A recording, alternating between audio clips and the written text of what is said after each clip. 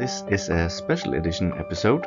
Normally I do not include Ephesus in my presentations on biblical archaeology, but this summer I visited ancient Ephesus, and today I want to share some pictures and reflections with you. It'll be a bit longer than most other episodes in this series about biblical archaeology.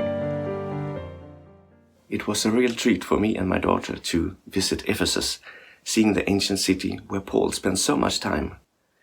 At the same time, I also finished my quiet time book featuring 33 studies on the biblical book of Ephesians.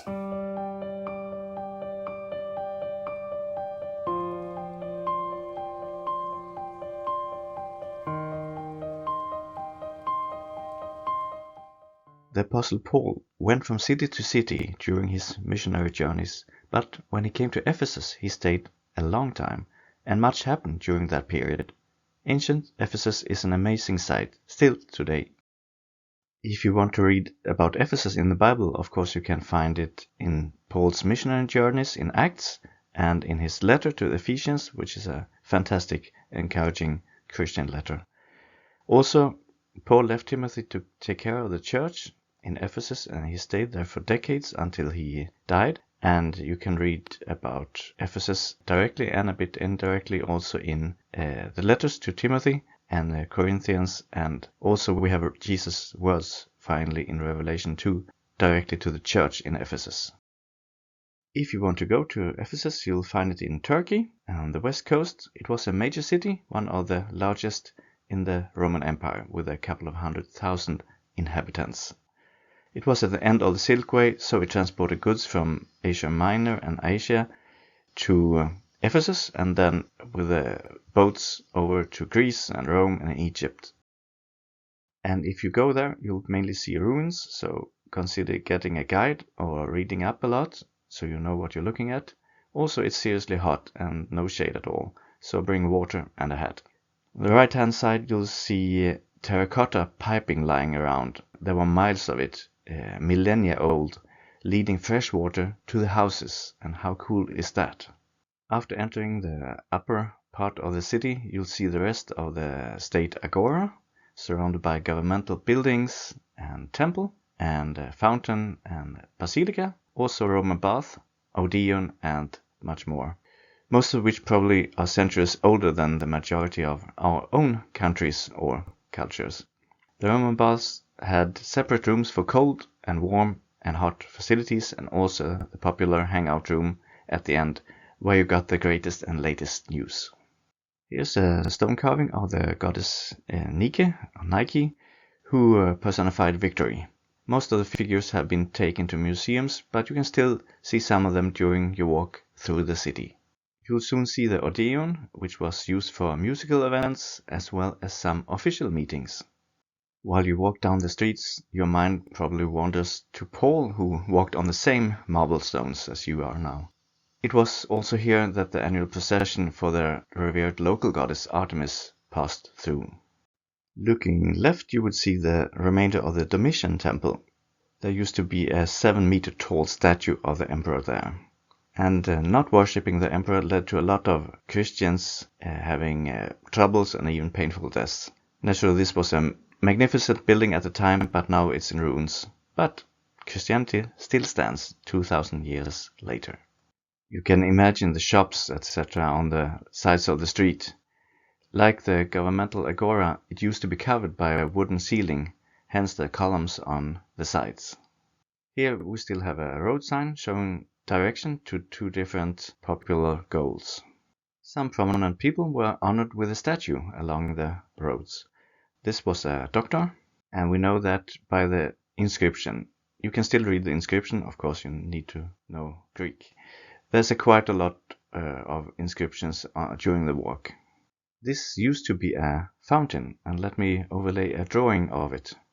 Here you can see it with 2 pools and a 2-story monumental facade, ornamented with pillars and statues, which now are in a museum. Naturally, there are signs where you can read more about what you're looking at during your walk through the city.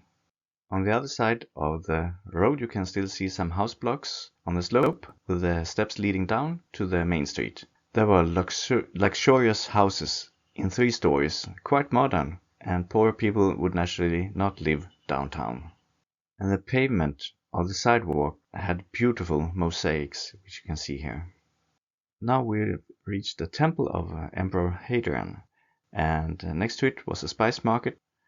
Spices were transported here from Asia via the Silk Road, and these shops were 2-story buildings, and that kind of makes me think of how people lived in my country at that time.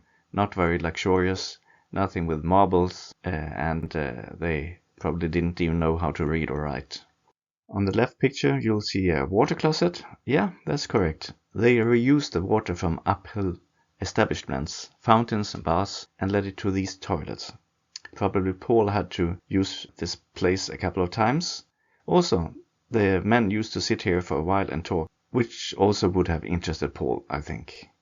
Finally, we come to this beautiful library. It's a very famous building, but the library was built 50 years after Paul was there, so you have to check your history if you want to make it chronological and see what really Paul saw.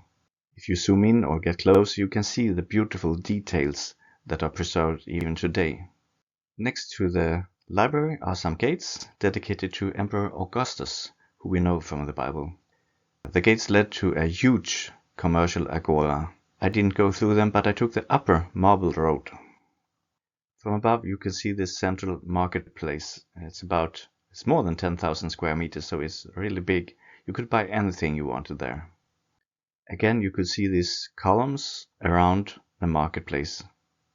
And here's a drawing overlaying a photo, helping us to visualize how life looked here about 2,000 years ago.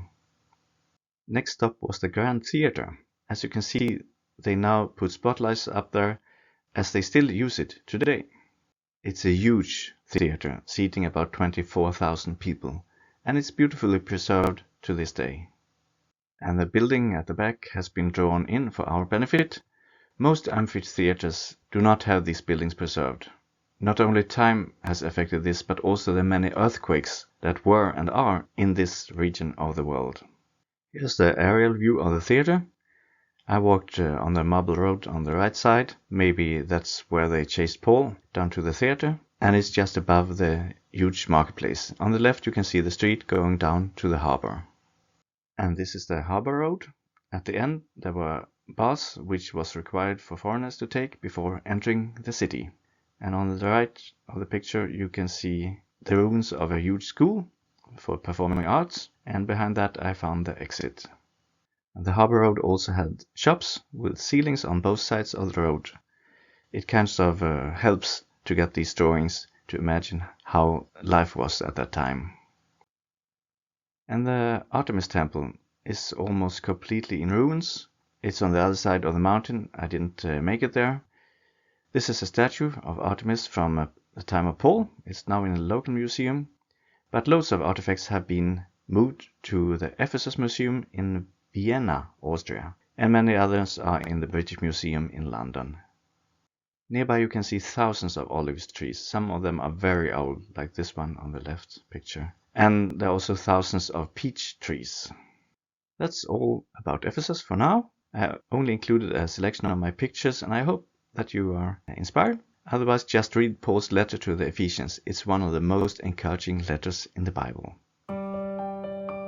Next episode will be about the Dead Sea Scrolls, which are the biggest archaeological find of the last century, and really strengthening for our faith, and I'll explain why.